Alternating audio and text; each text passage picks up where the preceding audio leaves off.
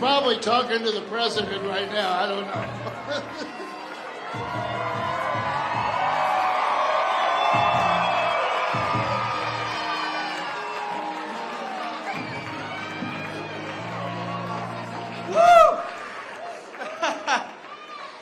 Oh, thank you. I don't know if I get this back in. Thank you. Woo.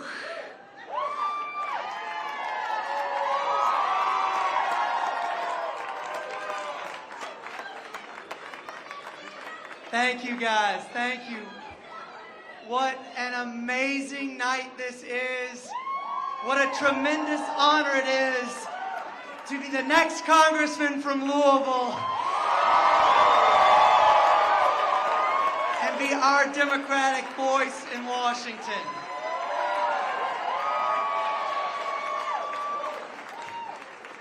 Thank you. There's Greta. First of all, I do want to note we haven't won every race we wanted to tonight. I want to commend my friend Charles Booker on a hard-fought campaign. Yeah.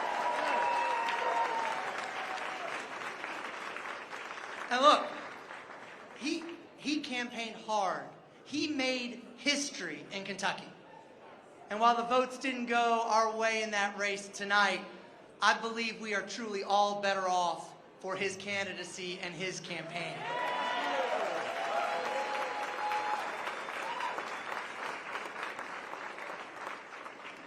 I also want to acknowledge my opponent, Stuart Ray. I just got off the phone with him. I can tell you, campaigns are tough. He ran a good race.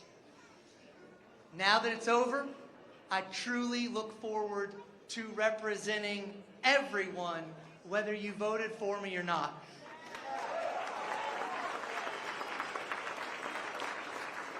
To paraphrase the old spiritual, from Louisville to Frankfurt and now to Washington, I am glad to be in your service one more time.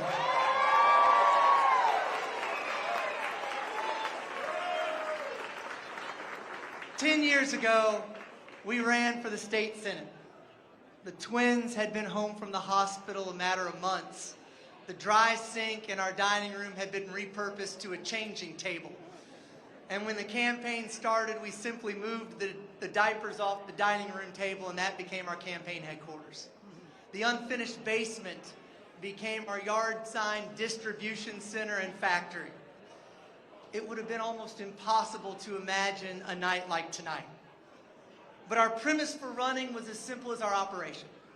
That is, I'm going to go to Frankfurt. I'm going to stand up and fight for people.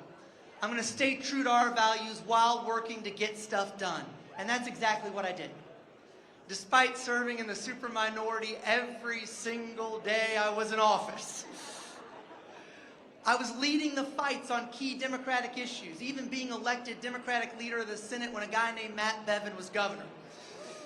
But despite all that, I authored and passed 18 bills into law. And not just little stuff either. We passed the first health insurance mandate in 21 years. We passed laws protecting victims of human trafficking and domestic violence. I passed the first ever bill that solely benefits Louisville's historically black college and university, making sure that kids at Simmons College got access to Kentucky tuition grant money. Don't get me wrong, it wasn't always easy. But I have never accepted the notion that we can't do something. If we're willing to listen, if we are willing to work together, if we are willing to build consensus instead of finger pointing and name calling or spreading misinformation, there is no limit to what we can achieve. Last summer, we took the kids on vacation. We went to the beach. And in the ultimate dad nerd move of the century, I took them away from the pool to go to the Kennedy Space Center. It was awesome. And when we walked in, we went into the IMAX where they talk about the Shuttle Atlantis. The Shuttle Atlantis, I didn't realize, Shuttle Atlantis, this cool thing. Somebody came up with the radical notion Let's send a reusable space shuttle into space. Not just a rocket that falls off in the ocean. Let's bring it back down to Earth. Took them 12 years to figure it out. They're showing the IMAX. Sure enough, the music's going. Greta's running around my feet with her toy space shuttle. The plane's getting ready to land on the tarmac. The screen goes up, and there is the shuttle Atlantis behind us. And I'm like,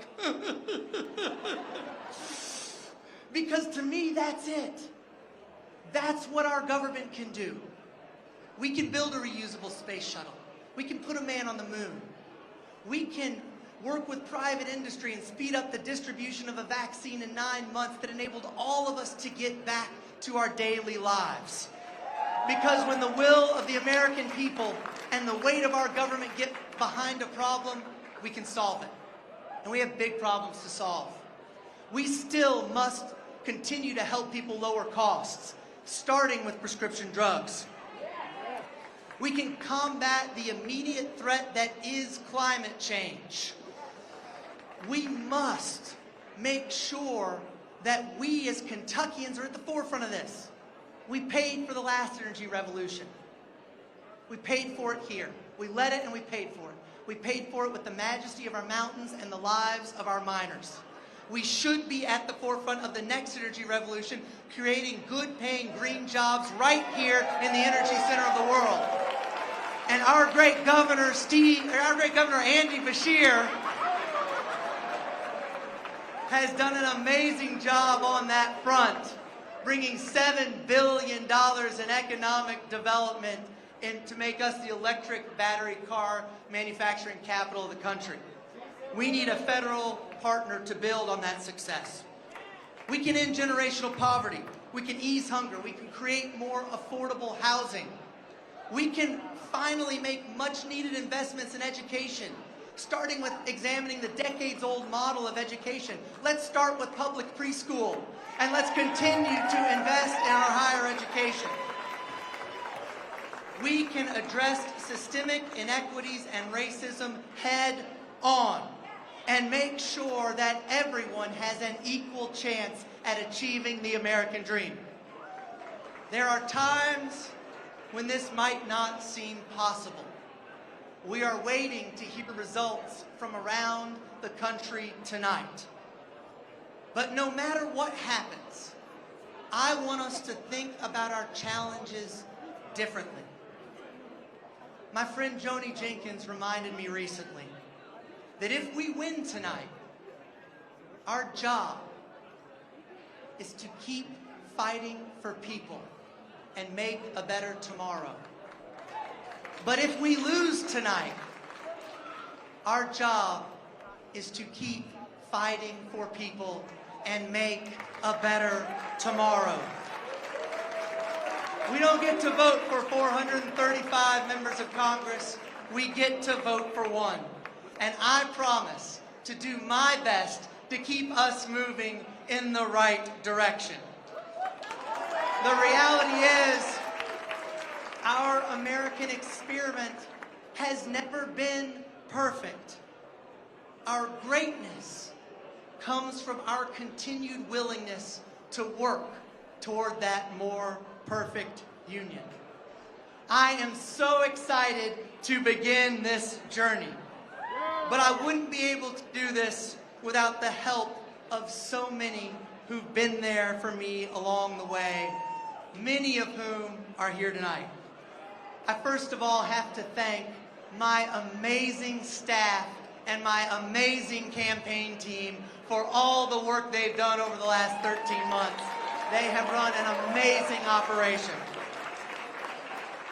I want to hear a big shout out for the men and women of organized labor for being our boots on the ground and creating the middle class here in this community and in this country.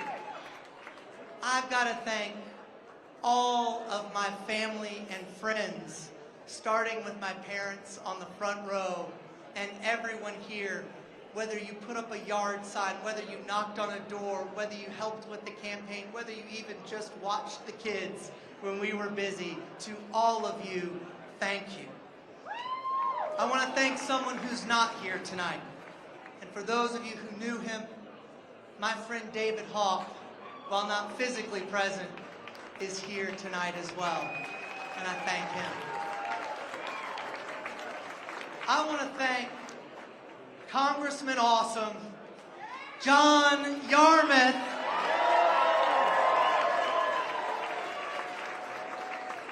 for his incredible 16 years of service. And this is important. You guys remember about John Yarmouth. Yes, he's up here giving the speech. Yes, he gets the ovations. Yes, he's chairman of the House Budget Committee. But I want you to think back to this night 16 years ago. Nobody thought this was possible. In fact, John, I went back and I pulled the Cook Political Report's final update of the 2006 campaign. And here's what they said. November 6, 2006. Representative Ann Northup will win re-election over John Yarmouth. There are signs Northup is very worried about her re-election prospects. But Yarmouth isn't a much stronger candidate than the one Democrats fielded in 2004 when she convincingly won with 60% of the votes. We suspect Northup finds a way to win. John Yarmouth not only won that race, he set forth the blueprint of what it means to run as a Democrat in Jefferson County and Kentucky.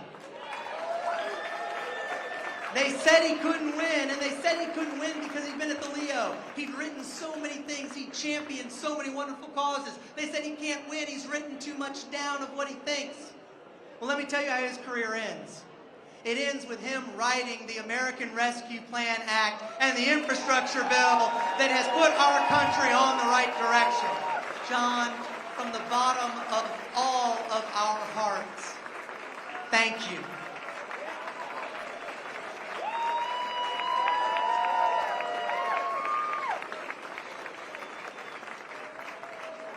And last, but certainly not least, I want to thank my family.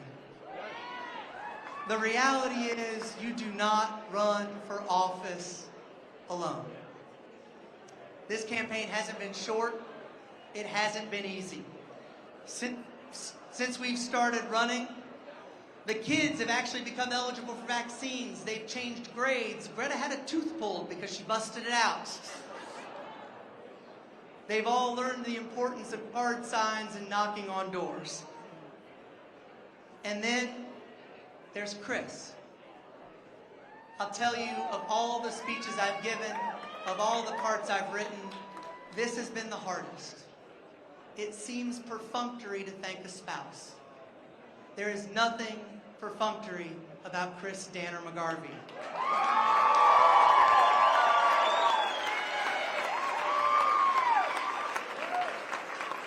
We have been dating for 21 years. She is the love of my life. She makes me better in every way, whether she's challenging or praising, and mostly challenging. She is the breadwinner of our family. She does the invisible work that so few people get credit for, because she's the one who keeps track of the soccer schedule. She's the one who gets contacted for play dates. She's the one who's worried about whether the uniform's clean or the lunches are made. And she does it all without anybody seeing her sweat. She quite simply is the star that keeps the rest of us in orbit. And we couldn't do this without her.